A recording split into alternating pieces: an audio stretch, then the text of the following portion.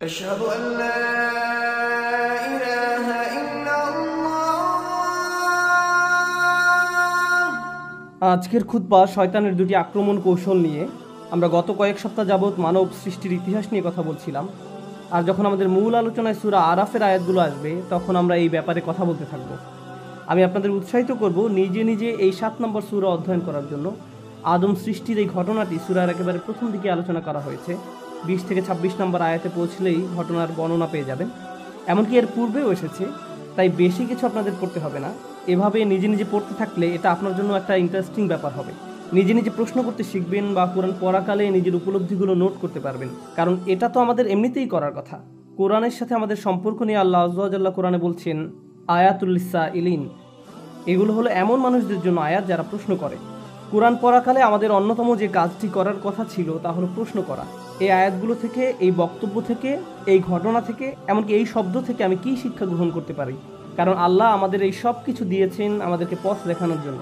ঠিক যেমন স্কুলের ক্লাসে যে ছাত্র সবচেয়ে কম প্রশ্ন করে সেই ক্লাস থেকে সবচেয়ে কম উপকার পায়, আর যে ছাত্র শিক্ষককে বেশি বেশি প্রশ্ন করতে থাকে তার মন ক্লাসের পাঠের সাথে সবচেয়ে বেশি জড়িত থাকে। আর এ ধরনের ছাত্ররাই বিভিন্ন বিষয় বোঝার ক্ষেত্রে বেশি উন্নতি লাভ করে। আমরা আল্লাহকে আমাদের শিক্ষক হিসাবে গ্রহণ করে নিয়েছি। তিনি বলছেন আল্লামাল কোরআন, তিনি কোরআন শিক্ষা দিয়ে থাকেন, ফলে আমরা তার ছাত্র। শয়তানের যে 4টি আক্রমণের কথা বলা হয়েছে, আজ আমি তার 2টা নিয়ে কথা বলবো। গতবার আমরা বলেছিলাম, শয়তান বলেছিল আমি অবশ্যই তাদের সামনে থেকে তাদের আক্রমণ করব। তারপর সে বলছে ওয়ামিন খালফিহিম, তাদের পেছন থেকে। তাহলে এই 2 প্রকারের আক্রমণ নিয়ে এই সপ্তাহে আমি কথা বলবো, আর ইনশাআল্লাহ পরবর্তী সপ্তাহে আলোচনা করব কিভাবে সে ডান এবং বাম পাশ থেকে আক্রমণ করে। কিন্তু আজকে আমি সম্মুখভাগ এবং পশ্চাৎ দিক থেকে আক্রমণের কথা বলবো। তো চলুন প্রথমে এই সম্মুখভাগের আক্রমণ কৌশল নিয়ে কথা বলা যাক। তো এর জন্য আরবি বাক্যাংশ হলো মিন বাইনি আইদিহিম, আর এর আক্ষরিক অনুবাদ হলো তাদের হাতের সামনে, আর এটাকে ইংরেজিতে বলি ইন ফ্রন্ট অফ দেম। কিন্তু এর দ্বারা আসলে আরও অনেক কিছু বোঝায়। যদি 2 হাত প্রসারিত করেন তাহলে 2 হাতের মাঝে তার সব কিছু এই মুহূর্তে আপনার সামনে আছে। এমন নয় যে জিনিসগুলো আপনার কাছ থেকে অনেক দূরে, জিনিসগুলো আপনার সামনেই। সামনে যদি অগ্রসর হতে চান তাহলে আপনাকে পাশ কেটে যেতে হবে, সরাসরি এড়িয়ে যাওয়া সম্ভব নয়। মোট কথা যদি সাধারণ ভাষায় বলতে যাই, শয়তান বলল আমি একেবারে তাদের মুখের সামনে গিয়ে দাঁড়াবো, আমি তাদের একেবারে সামনে থাকবো এবং সরাসরি আক্রমণ করব। এখন এই আক্রমণ কৌশল কিভাবে কাজ করে? শয়তানকে তো আর আমরা দেখতে পাই না, তার কণ্ঠও শুনতে পাই না, আমরা জানি না সে দেখতে কেমন, আমরা এর কিছুই জানি না। তাহলে সামনের দিক থেকে সে কিভাবে আক্রমণ করে? আপনি যদি কোরআন জুড়ে মিন বাইনি আইদিহিম বাক্যাংশের ব্যবহার অধ্যয়ন করেন তাহলে একটা ব্যাপার শিখতে পারবেন। কোরআন এর দ্বারা এমন সব বিষয় নিয়ে কথা বলছে, চোখ খুললেই চারপাশে যা কিছু দেখতে পান, আপনার পরিবার পরিজন, বন্ধু বান্ধব, পরিবেশ পরিস্থিতি, আকর্ষণীয় জিনিস, অনাকর্ষণীয় জিনিস, এমন একটি পৃথিবী আপনার সম্মুখে বর্তমান। আর মানুষ মাত্রই আবেগপ্রবণ, তার সামনে যা আছে সেটাই সে পেতে চায়। আল্লাহ আযজা ওয়া জাল্লা সূরা কিয়ামায় বলছেন বাল ইউরিদুল ইনসানু লিয়াফজুরা আমামা, বরং মানুষ তার সামনের জীবনেও পাপ করতে চায়। মানুষ তার সামনে যা আছে তাতেই ঝাঁপিয়ে পড়তে চায়। অনেক আগে যখন আমি ইউনিভার্সিটিতে মার্কেটিং পড়তাম তখন আমাদেরকে ভোক্তার আচরণ পড়ানো হতো। সুপার শপগুলোতে যদি যেয়ে থাকেন দেখবেন দুধ এবং ডিম একেবারে দোকানের শেষ দিকে রাখা হয়। কেন? অনেকেই দোকানে যায় শুধু দুধ এবং ডিম কেনার জন্য। তাহলে যৌক্তিকভাবে তো এগুলো দোকানের একেবারে সামনের দিকে থাকার কথা, কিন্তু পিছনে কেন রাখা হয়? কারণ তারা মানুষের ইম্পালসিভ আচরণের সুযোগ নিতে চায়। তারা সামনের দিকটা সুইস রোল, চকলেট কেক সহ নানান রকমের অপ্রয়োজনীয় জিনিস দিয়ে সাজিয়ে রাখে। কারণ আপনি সামনে যা পান তাই আপনার ঝুড়িতে নিতে চান। মানুষের আবেগ এমনই। শয়তান মানুষের এই আচরণের সুযোগ নিতে চায়। জীবন চলার পথে অনেক কিছুই আপনার সামনে এসে পড়বে, তখন শয়তান আপনাকে বলবে আরে এমন কি আর হবে, অল্প একটু উপভোগ করো, এটা তো খুব বেশি খারাপ না। সে আপনাকে ভবিষ্যতে এই কাজের কি পরিণতি হবে তা নিয়ে ভাবতে দিবে না। সে চায় এই মুহূর্তে তোমার সামনে কি আছে তা নিয়ে চিন্তা করো।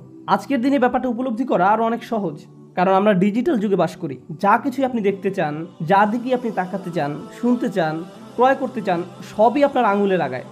তাৎক্ষণিকভাবে জিনিসগুলো আপনি পেতে পারেন। এমনকি যদি কোথাও যেতে চান এই মুহূর্তেই গাড়ি নিয়ে বের হতে পারবেন। আপনার মাথায় যে চিন্তাই আসে না, যে আকাঙ্ক্ষায় বাস্তবায়ন করতে চান না কেন, আপনি সাথে সাথে তার পিছনে ছুটতে পারেন। পরিণতি নিয়ে ভাবতে চান না। অনেক মানুষ যারা বিভিন্ন পাপে জড়িয়ে পড়ে, তাদের যদি জিজ্ঞেস করেন কেন তুমি পাপে জড়াও, তারা বলবে না যে আমি পাপী হতে চাই, তারা বলবে আমি আসলে বিষয়টি নিয়ে ভাবতে চাই না, আমি এটা নিয়ে চিন্তা করতে চাই না। আপনি যদি তাদেরকে এর পরিণতি মনে করিয়ে দিতে চান, তারা বলবে আমাকে এসব নিয়ে ভাবতে বলো না। এমন অনেক ডাক্তারের কথা জানি যারা ইমার্জেন্সি রুমে চাকরি করেন, তারা শুক্রবার রাতে বহু বাজে ঘটনা দেখতে পান। মানুষ তাদের প্রাত্যহিক জীবনের সমস্যা থেকে বেরিয়ে এসে একটু মুক্তি পেতে চায়, তাই তারা শুক্রবার রাতে মদ পান করে। তারপর ইমার্জেন্সি রুমে আপনি যেসব ভয়ানক দৃশ্য দেখতে পান তার অনেকগুলো এই মদ পানের সাথে সরাসরি জড়িত। কারণ এই মানুষগুলো চিন্তা করতে চায় না যে আমার আগে বহু মানুষের জীবন নষ্ট করেছে এই মদ। না, আমি এটা নিয়ে ভাবতে চাই না, আমার ক্ষেত্রে এমনটি ঘটবে না। আমি শুধু এই মুহূর্তে মজা পেতে চাই, আমি এখন মাতাল হতে চাই, ফলাফল নিয়ে ভাবতে চাই না। আর শয়তান আপনার কাছ থেকে প্রথমে এটাই আশা করে, আপনার সামনে যা আছে তার মাঝেই ঝাঁপিয়ে পড়তে আপনাকে প্ররোচনা দিবে। এর আরেকটা অর্থ হলো বস্তুগত জিনিস। অন্য কথায় সে চায় আমরা যেন এমন সব জিনিস নিয়ে আচ্ছন্ন হয়ে পড়ি যা দৃশ্যমান। আপনি সর্বদা গাড়ি নিয়ে চিন্তা করেন, আপনার শারীরিক সৌন্দর্য নিয়ে ভাবতে থাকেন, বারবার আয়নার সামনে গিয়ে নিজেকে চেক করেন, আমাকে দেখতে কেমন দেখায়, আমাকে কেমন দেখায়, আমার ওজন কত, কোন ড্রেসে আমাকে ভালো দেখাবে, এটাতে নাকি ওটাতে। সারাক্ষণ এভাবে বস্তুগত জিনিস, দৈহিক সৌন্দর্য বা নানা রকম পণ্যদ্রব্য এগুলো নিয়ে আপনি আচ্ছন্ন থাকেন। আবার বিভিন্ন ব্র্যান্ডের জিনিস নিয়েও মানুষ আচ্ছন্ন হয়ে পড়ে, নিজের কোন জিনিসটা অন্যদের দেখাবে তা নিয়ে সারাক্ষণ ভাবতে থাকে। কেউ কেউ সুন্দর বাড়ির প্রতি আচ্ছন্ন হয়ে পড়ে, ভাই আমি ভাড়া বাসায় থাকি, যেভাবেই হোক আমাকে নিজের বাড়িতে উঠতে হবে, এটাই এখন আমার সামনে বর্তমান। প্রতিবেশীদের সুন্দর বাড়িগুলোর সামনে দিয়ে যাওয়ার সময় স্বয়ংক্রিয়ভাবে চলার গতি তার থেমে যায়, অবাক হয়ে তাকিয়ে থাকে, কল্পনার রাজ্যে হারিয়ে যায়, মনে মনে ওই বাড়িতে বাস করতে থাকে। আর শয়তান আপনার কাছ থেকে এটাই আশা করে। সাধারণভাবে এই জিনিসগুলো কামনা করা কিন্তু খারাপ কিছু নয়। আর একটা ব্যাপার স্মরণে রাখার জন্য আপনাদের মনোযোগ আকর্ষণ করছি। সূরাতুন নাসে আল্লাহ আমাদেরকে শয়তান সম্পর্কে বলছেন, আল্লাযী ইউওয়াসওয়িসু ফি সুদুরিন নাস, সে মানুষের বুকের মধ্যে কুমন্ত্রণা দেয়। মানুষের আবেগ অনুভূতি প্রকাশ করতে আরবিতে সুদূর শব্দটির ব্যবহার দেখা যায়। আল্লাহ বলছেন ওয়ায়াশফি সুদুরা কওমিন মুমিনিন, এবং মুসলমানদের বুকসমূহ শান্ত করবেন। আল্লাহ বলছেন ওয়ায়াশফি সুদুরা কওমিন মুমিনিন, মুমিনদের বুকসমূহ শান্ত করবেন, অর্থাৎ অন্তরসমূহ শান্ত করবেন। এর মানে হলো আল্লাহ যখন সদর বা বুক শব্দটি ব্যবহার করেন তিনি এর দ্বারা আমাদের আবেগও বুঝিয়ে থাকেন। আমরা যে রাগ করি এটিও আমাদের বুকের অংশ, কান্না বুকের অংশ, ভালোবাসা বুকের অংশ, লোভ বুকের অংশ। এভাবে আপনি আমি যত রকমের অনুভূতির অভিজ্ঞতা লাভ করি এর সবগুলোই বুকের অংশ। যখন আমরা অন্য কিছুর প্রতি আকৃষ্ট হয়ে পড়ি এটাও আমাদের বুকের অংশ। যখন আমরা কুৎসিত কোনো কিছু থেকে মুখ ঘুরিয়ে ফেলি সেটাও আমাদের বুকের অংশ। অলসতা বুকের অংশ, উৎসাহ উদ্দীপনাও আমাদের বুক থেকে আসে। এর দ্বারা এটাও বোঝায় যে আমাদের ভেতরে আল্লাহ যত রকমের আবেগ অনুভূতি দান করেছেন, রাগ, ভয়, সুখ, এই অনুভূতিগুলোই আমাদের সংজ্ঞায়িত করে। এগুলো সবই প্রকৃতিগত এবং শয়তান এগুলোর সুযোগ গ্রহণ করে। সে আপনার রাগ হওয়ার অনুভূতিকে ব্যবহার করে আপনাকে কষ্ট দিবে, সে আপনার সুখ অনুভূতিকে ব্যবহার করবে আপনাকে পথভ্রষ্ট করার জন্য, সে আপনার অলসতাকেও আপনার বিরুদ্ধে ব্যবহার করবে, আপনার দুঃখের অনুভূতির মাধ্যমে আপনাকে পথভ্রষ্ট করতে চাইবে। কিন্তু সে জানে কিভাবে আপনাকে প্রভাবিত করতে হয়, কিভাবে আপনাকে দিয়ে এমন কিছু অনুভব করাতে হয় যা আপনার অনুভব করার কথা নয়, এবং কিভাবে অতিরিক্ত মাত্রায় তা করতে হয়। এটা সত্য যে সবাই সুন্দর কিছুর প্রতি আকৃষ্ট হয়, কে সুন্দর বাড়িতে বাস করতে চায় না। প্রকৃতপক্ষে আল্লাহ আমাদেরকে জান্নাতে বড় বড় ম্যানশন দেওয়ার কথা বলছেন, সুন্দর সুন্দর বাগান দেওয়ার কথা বলেছেন, ঝর্ণার কথা বলেছেন। আমরা এই দুনিয়াতে যদি এগুলোর প্রতি আকৃষ্ট না হতাম তাহলে পরকালেরগুলোর জন্য আমরা আকৃষ্ট হব কেন? দুনিয়াতে এগুলোর প্রতি আকর্ষণ থাকার কারণেই তো জান্নাতকে এতটা আবেদনময় মনে হয়। তাই সুন্দর জিনিসের প্রতি আকৃষ্ট হওয়া আমাদের প্রকৃতিগত। শয়তান কি করতে চায়? শয়তান এই অনুভূতির ভারসাম্য নষ্ট করতে চায়। আমি অমুক জিনিসটি পাওয়ার জন্য যা যা করার সবই করব, আমি এর পরিণতি নিয়ে ভাবতে চাই না, এটা আমার সামনে, আমি এখনই এটা চাই। এর বিপরীতে আল্লাহ কি অফার করছেন তা ভালোভাবে বোঝার জন্য আপনাদের নিকট একটা উপমা উপস্থাপন করতে চাই। কেউ যদি আপনার কাছে এসে এভাবে প্রস্তাব দেয়, দেখো আমার কাছে একটা বাড়ি আছে, এই হলো তার ছবি, খুবই সুন্দর ম্যানশন, এর সামনে সমুদ্র সৈকত আছে, এটি একটি টিলার উপরে অবস্থিত, বাড়ির সামনের দৃশ্য অসাধারণ সুন্দর, ভেতরের ডিজাইনও তুমি যেমন চাও ঠিক সেই রকম, তুমি যা চাইতে তার সবই এই বাড়িতে আছে, এই বাড়ির দাম কয়েক মিলিয়ন ডলার, কিন্তু আমি তোমার কাছে এটি মাত্র $200 বিক্রি করব। প্রথমত আপনি এটি বিশ্বাস করবেন না, না আপনি এটি আমার কাছে $200 বিক্রি করবেন না। এরপর সে তার প্রস্তাবটি বিস্তারিত ব্যাখ্যা করে বলল, দেখো আমি গ্যারান্টি দিচ্ছি আমি তোমার কাছে এটি $200 বিক্রি করব, কিন্তু একমাত্র শর্ত হলো ঠিক 15 বছর পরে তোমার নিকট এটি হস্তান্তর করা হবে, তুমি এখন এটির দখল পাবে না। $200 কিন্তু তোমাকে এখনই দিতে হবে, বাড়ির মালিকানা পাবে 15 বছর পর। এই কথা শোনার পর আপনি কোনোভাবেই এই প্রস্তাবে আর রাজি হবেন না, আপনার কাছে মনে হবে এটি একটা প্রতারণা। আল্লাহ আমাদেরকে ঠিক এরকমই একটি প্রস্তাব দিচ্ছেন, এই হলো জান্নাত, এতে যেতে বেশি কিছুর দরকার নেই, আমি তোমাদের কাছে অনেক কিছু চাচ্ছি না, কিন্তু তোমরা এখন যেতে পারবে না। বিপরীতে শয়তান এসে বলে, আমি তোমাদেরকে জান্নাত দিতে পারবো না, আমি তোমাকে এর চেয়ে অনেক কম দিব, কিন্তু ব্যাপারটা হলো আমি তোমাকে এই মুহূর্তে দিব, জাস্ট এখনই এই আনন্দ নিয়ে নাও, এটি অনেক সহজ, আমাকে তোমার কিছুই দিতে হবে না। এভাবে সে তাৎক্ষণিক ভোগের প্রস্তাব দেয়। আপনাদের মধ্যে যারা ব্যবসা করেন তাদের উদ্দেশ্যে বলছি, কেউ এসে যদি আপনাকে বলে আমি তোমার থেকে এই মালামাল কিনতে চাই কিন্তু আমি পরের মাসে টাকা দিব, ঠিক তখন অন্য একজন এসে বলল আমিও তোমার এই মালামাল কিনতে চাই আর আমি তোমাকে এখনই সব টাকা নগদ দিব, আমাকে 10% ডিসকাউন্ট দাও। নগদ প্রস্তাবেই রাজি হবেন। আমি টাকার জন্য আরও 1 মাস অপেক্ষা করতে চাই না। মানুষ ইউহিব্বুনাল আজিলা, তড়িৎ পাওয়া যায় এমন জিনিসকে ভালোবাসে। শয়তান এর সুযোগ গ্রহণ করে, সে আপনাকে উত্তেজিত করে তুলবে। তোমাকে অপেক্ষা করতে হবে কেন? তোমাকে কেন ধৈর্য ধরতে হবে? তুমি যদি চাও এখনই জিনিসটা পেতে পারো, তুমি কি সুখ পেতে চাও না? সে এভাবে আপনার সামনে এসে দাঁড়াবে। আপনি তখন আকাঙ্ক্ষিত বস্তুটি ছাড়া আর সামনে কিছুই দেখতে পান না।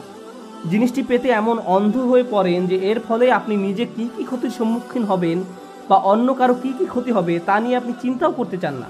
আপনি তখন সম্পূর্ণরূপে শয়তান দ্বারা পরিচালিত হয়ে পড়েন। সম্মুখ ভাগ থেকে এটা শয়তানের অন্যতম প্রধান একটি আক্রমণ কৌশল। সামনের দিক থেকে আক্রমণ করে সে আপনাকে অনেকটা অন্ধ করে দেয়। মিম্বাইনি আইদিহিম, এর আরেকটা অর্থ হলো ভবিষ্যৎ। কিছু যদি আপনার সামনে এসে পড়ে, যেমন ট্রাফিক জ্যামে আটকা পড়েছেন আর বিশাল এক ট্রাক একেবারে আপনার সামনে উপস্থিত, তখন ট্রাফিক জ্যামটি কত লম্বা তা আপনার পক্ষে বুঝে ওঠা সম্ভব নয়।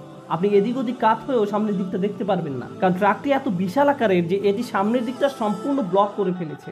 যখন কিছু একটা আপনার একেবারে মুখোমুখি এসে দাঁড়ায়, আপনি দূরের কিছু আর দেখতে পান না।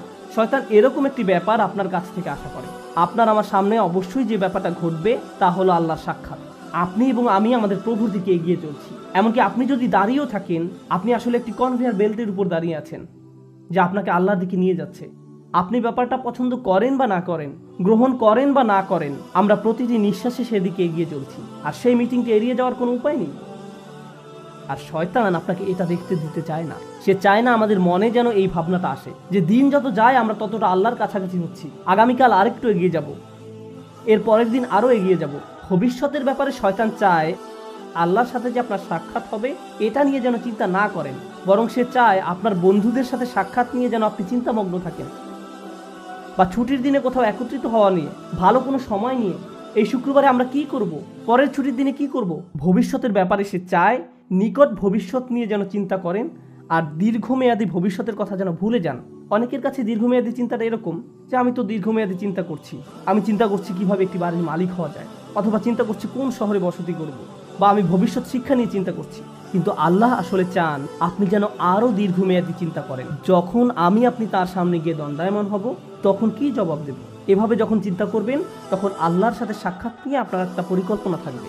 ঠিক যেমন তরুণরা ভার্সিটিতে ভর্তি হওয়ার পর তাদের একটা প্ল্যান থাকে 3 বা 4 বছরের মাঝে গ্রাজুয়েট হওয়া। এই প্ল্যান থাকার ফলে আপনি তখন অনেক সাবধানতার সাথে বিভিন্ন কোর্স নেবেন। এই সেমিস্টারে কোনটা কোনটা নেবেন, পরের সেমিস্টারে কোনটা কোনটা নেবেন, এখন আপনার কাছে কত ক্রেডিট আছে, কোন কোন কোর্সগুলো ঢিলে ঢালাভাবে করলেও হবে, এই সকল ব্যাপারে আপনার সুচিন্তিত একটি পরিকল্পনা থাকে। যদি পিছিয়ে পড়েন তাহলে অতিরিক্ত কাজ করে তা পুষিয়ে নিতে হবে। কিন্তু যদি আপনার কোনো লক্ষ্য না থাকে, যারা ভার্সিটিতে যায় কিন্তু কবে গ্র্যাজুয়েট হবে এই ব্যাপারে কোনো মাথা ব্যথা নেই, 10 বছর যাবৎ ভার্সিটিতে পড়ে আছে, তোমার মেজর কোন বিষয় আমি এখনো ভাবছি, তোমার চুল পেকে গেছে আর এখনো মেজর সাবজেক্ট নিয়ে চিন্তা করছো, এরকম উদ্দেশ্যহীন মানুষও রয়েছে। শয়তান মানুষের এমন উদ্দেশ্যহীন জীবনই পছন্দ করে। সে চায় আপনি যেন উদ্দেশ্যহীন জীবনযাপন করেন। আর যে লক্ষ্যটি আল্লাহ আমাদের সামনে ঠিক করে রেখেছেন তা হলো তার সাথে সাক্ষাৎ। যদি এই লক্ষ্যটি আপনার সামনে থাকে তাহলে জীবনে যে কোনো সিদ্ধান্ত নেওয়ার সময় আপনি চিন্তা করবেন, যখন আমি আল্লাহর সাথে সাক্ষাৎ করব, পরবর্তী সিদ্ধান্তটি নেওয়ার পূর্বে আমাকে আল্লাহর জিজ্ঞাসাকে, আল্লাহর সাক্ষাৎকে সবসময় বিবেচনায় রাখতে হবে। কিন্তু শয়তান যদি এই লক্ষ্যটি দূর করে দিতে পারে তাহলে আমার মাথায় এই চিন্তাটি আসেও না, আমরা তখন যা ইচ্ছা তাই করি। আল্লাহর চিন্তা আমাদের মাথা থেকে দূর হয়ে গেছে, কারণ শয়তান আপনার সামনে একটি আবরণ তৈরি করে দিয়েছে। ফলে আপনি আপনার সামনের অবশ্যম্ভাবী গন্তব্যের ব্যাপারে অন্ধ হয়ে পড়েছেন।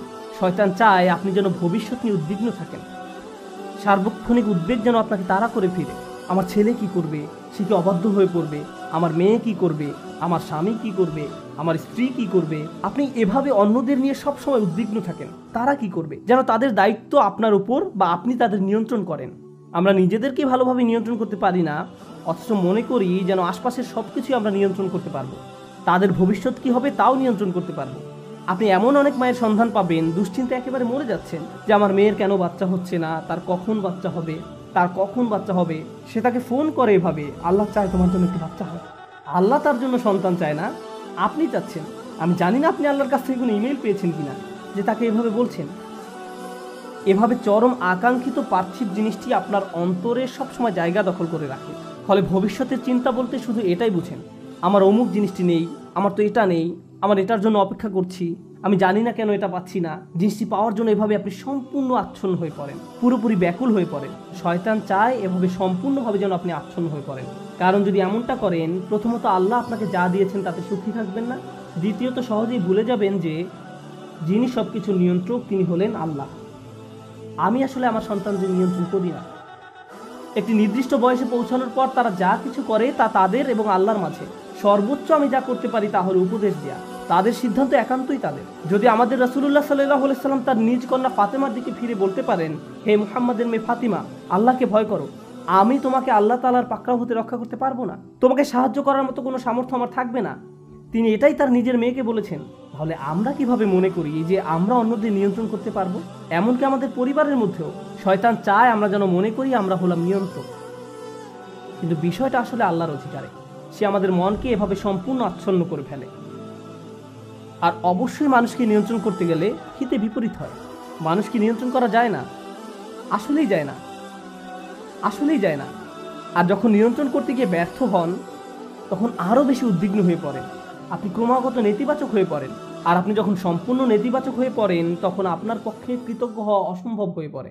খেয়াল করে দেখুন আয়াতটি কিভাবে শেষ হয়েছে। আপনি তাদের অধিকাংশকেই কৃতজ্ঞ পাবেন না। তারা সবসময় নেতিবাচক চিন্তা করবে, আমার চাকরির কি হবে, টাকা কোথায় পাবো, এটা কোত্থেকে আসবে, ওটা কোত্থেকে আসবে, স্বাস্থ্যের কি হবে, বাচ্চাদের কি হবে, অমুক অমুক ব্যাপারে কি হবে, যদি তারা জেনে যায়, যদি এমনটা ঘটে, যদি সে কিছু বলে বা যদি তিনি কিছু করেন। আর এসব তুচ্ছ ব্যাপার নিয়ে আপনি এতটা আচ্ছন্ন হয়ে পড়েন যে ভুলে যান আল্লাহ ভবিষ্যতের নিয়ন্ত্রক।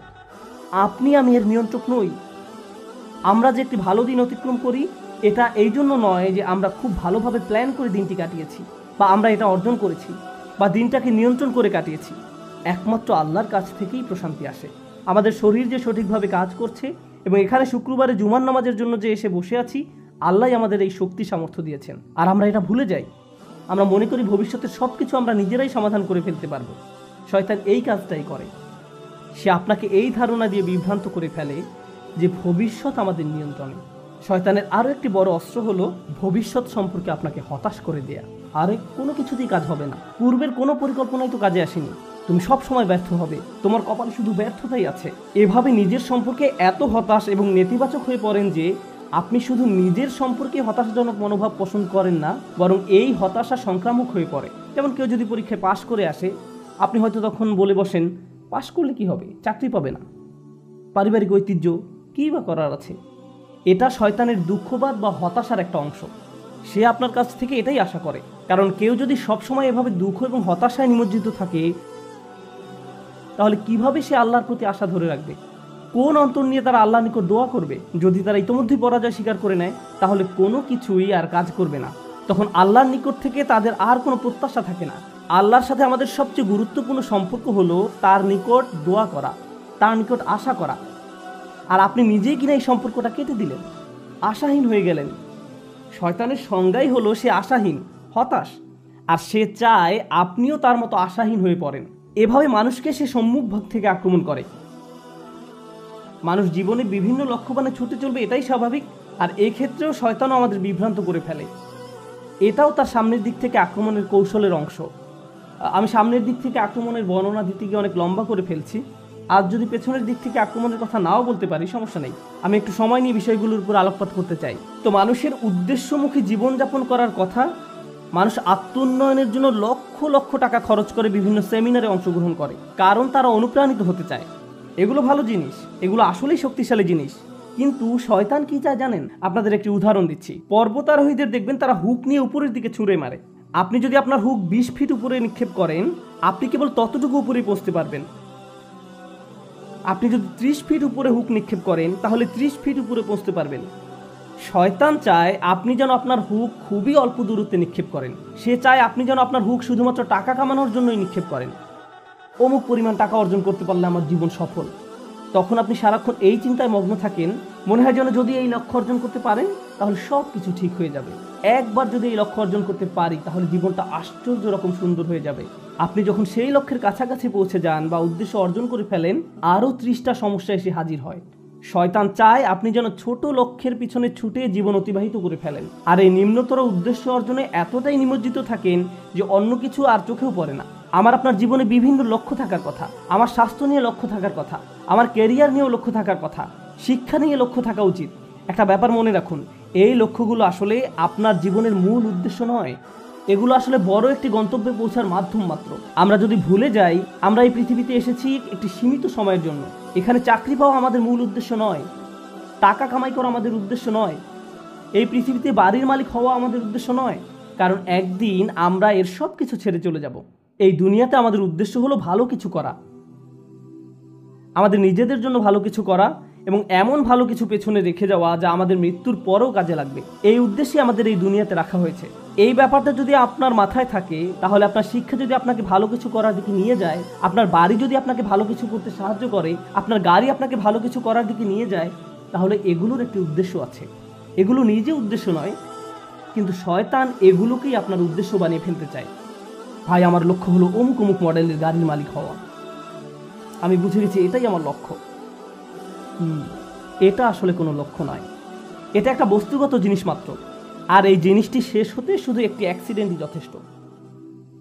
যে বাড়িটি নিয়ে আপনি এত বেশি মগ্ন হয়ে আছেন, শুধু একটি ভূমিকম্প এটি ধ্বংস করে দেওয়ার জন্য যথেষ্ট। একবার আগুন লাগলেই শেষ। এই জিনিসগুলো আর এমন কি, এগুলো আসে আর যায়। দুআফা তালিবু আল মাতলুব। শয়তান এভাবে আমাদের মনকে এসব তুচ্ছ বিষয়ে নিমজ্জিত করে রাখে। এর ফলে আমরা ভুলে যাই যে আল্লাহ আমাদেরকে বৃহত্তর উদ্দেশ্য নিয়ে সৃষ্টি করেছেন, কিন্তু সে আমাদের সামনের দিকে থেকে আক্রমণ করে ক্ষুদ্র বিষয়ে আচ্ছন্ন করে রাখে। ফলে আমরা আমাদের সৃষ্টির উদ্দেশ্যের কথা ভুলে যাই। শয়তানের সামনের দিক থেকে আক্রমণ করা নিয়ে সর্বশেষ যে কথাটি বলতে চাই, আপনাদের অনেকের কপালে হয়তো সামনে অনেক টাকা আছে, আবার কারো কারোর জন্য জীবন হয়তো অনেক বড় বড় চ্যালেঞ্জ অপেক্ষা করছে, আল্লাহ জানেন। কারো কারো জীবন হয়তো অনেক সুখ অপেক্ষা করছে, আল্লাহ জানেন। আমরা জানি না, কিন্তু একটা বিষয় আমরা সবাই জানি, সবারই সময় রয়েছে। কারো হয়তো কয়েক সেকেন্ড, কারো হয়তো কয়েক বছর, কারো হয়তো কয়েক দশক সময় হাতে আছে। কিন্তু একটা ব্যাপারে আমরা নিশ্চিত যে আমাদের সবারই হাতে সময় আছে। শয়তান যখন আপনাকে সম্মুখ ভাগ থেকে আক্রমণ করে, সে চায় আপনি যেন আপনার সময়কে কোনো মর্যাদা না দেন। সে চায় ভালো কাজ করার সময় আসলে আপনি যেন এইভাবে ভাবেন যে আরে ভাই, আমার হাতে এখন অনেক সময় আছে, ভালো কাজ করার জন্য এত তাড়াহুড়ার কি আছে। কিন্তু যদি প্রবৃত্তির কোনো কামনা চরিতার্থ করতে হয় তাহলে সাথে সাথে করতে হবে। প্রতিবার নামাজের সময় আপনার সাথে ঠিক এমনটাই ঘটে। জোহরের সময় যখন আসে, মসজিদ থেকে আজানের শব্দ ভেসে আসে, আপনার ঘড়ির অ্যালার্ম বেজে ওঠে, মোবাইলের অ্যাপ থেকে আজানের শব্দ শোনা যায়, আপনি তখন কি করেন? পজ বাটন টাচ করেন, নিজেকে এভাবে বলেন মাত্র তো আজান দিল, নামাজের এখনো অনেক বাকি আছে। আর ভিডিও গেম খেলতে হলে এখনই, সিনেমা নাটক দেখতে হলে এখনই, কিন্তু নামাজ পড়তে হলে সময় বাকি আছে, এখনো অনেক সময় বাকি আছে। ভার্সিটিতে ক্লাসের ফাঁকে যদি আপনি কিছুটা সময় পেয়ে থাকেন, ব্যাগে কোরআন আছে, তখন ইচ্ছা করলে ব্যাগ খুলে কোরআন পড়তে পারেন। পরে, এখন না, আমি তো পড়বো কিন্তু এখন না। কিন্তু যে কোনো তুচ্ছ, অর্থহীন, বাজে কাজ ফেসবুক বা ইনস্টাগ্রামে স্ক্রল করতে করতে কখন যে 30-40 মিনিট পার করে দেন টেরই পান না। এমনকি ক্লাসের জন্য কখনো কখনো দেরি হয়ে যায়। অর্থহীন কাজের জন্য ঠিকই সময় বের করে নিলেন, এর কারণ হলো শয়তান চায় আপনি যেন আপনার সময়কে কোনো মূল্য না দেন। সে চায় আপনি যেন আপনার মূল্যবান সময়কে অর্থহীন কাজে ব্যয় করে নষ্ট করে ফেলেন। এভাবে আপনার সময় নষ্ট করার মাধ্যমে সে আপনার ভবিষ্যৎ ধ্বংস করে দেয়। তারপর যখন জীবনের একটা পর্যায়ে এসে পেছনে ফিরে দেখেন, তখন ভাবেন ভাই, আমি জীবনে কত সময় যে অযথা কাজে ব্যয় করে নষ্ট করেছি। এরপর জীবন নিয়ে হতাশ হয়ে পড়েন। এই খেলাটাই শয়তান আমাদের সাথে খেলে। এভাবে শয়তান বিভিন্ন কৌশলে সামনের দিক থেকে আমাদের আক্রমণ করে। আমি আল্লাহর কাছে দোয়া করছি, আল্লাহ যেন আমাদেরকে এইসব আক্রমণ থেকে সতর্ক থাকার তৌফিক দান করেন, এবং আল্লাহ আযজা ওয়া জাল্লা কখনো যেন আমাদের সেসব লোকদের অন্তর্ভুক্ত না করেন যারা বাস্তবতাকে তার প্রকৃত রূপে চিনতে ব্যর্থ হয়। রাসূলুল্লাহ সাল্লাল্লাহু আলাইহি সাল্লাম বলছেন, ও আল্লাহ, আমি চাই আপনি আমাকে বাস্তব বিষয়সমূহ আসলেই যেমন তেমনভাবেই দেখান। এটা আমার শেষ উপদেশ। কিভাবে আমরা শয়তানের এই আক্রমণগুলো মোকাবেলা করব? প্রথমে এগুলো শনাক্ত করতে হবে, তারপর আমাকে আপনাকে ক্রমাগত বাস্তব বিষয়গুলোর প্রকৃত রূপ খতিয়ে দেখতে হবে।